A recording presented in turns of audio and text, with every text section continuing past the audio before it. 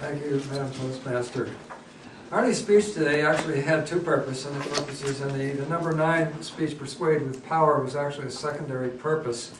And I'm not going to evaluate it up here based on Persuade with Power.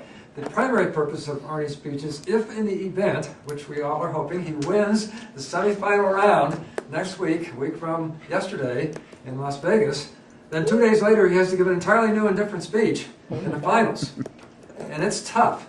And so while Arnie's been focusing on the first speech that he has to give, because he's got to be on top on that one, if he has any chance of being in the top 9, he realized, oh, well, gee, if I win, I really need to come up with another speech. And so that's what we heard today. And those of you that have been in the club a while know that Arnie has given versions of the speech, and bits here and pieces there, and he's put them together in a little bit different organization this time around.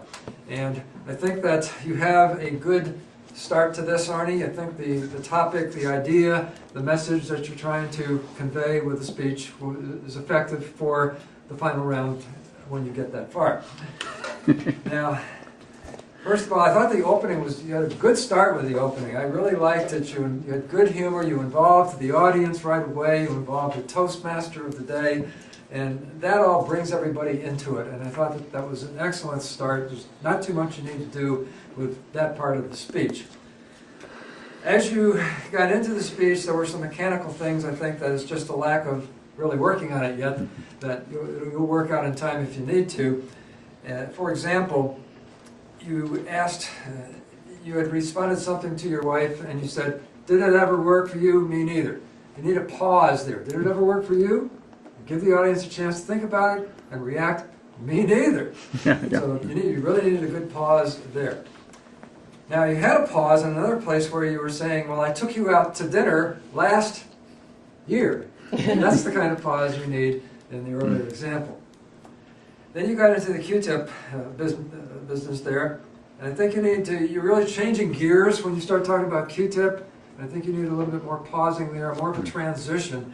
In fact, I found out throughout the speech from this point on, the transitions were awkward. They were a little bit jerky. You weren't smoothly going from one point to the next point to the next point. So you need to think about that. You've got plenty of time in the speech to do that. You're only at 6 minutes right now.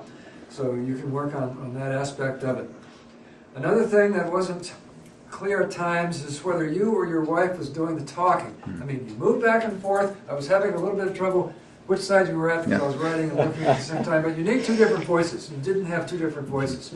So I think that would solve that problem if you did that. When you got off the "we're not going to be on the couch anymore," you need a little bit more explanation there. And you said, "My neck is forever grateful." And I was thinking about where your neck in the theater was. And then you said, "the couch." But I think what you need to say, maybe "my back is forever grateful." Back, okay, yeah. Better. So a little more drama in the dialogue.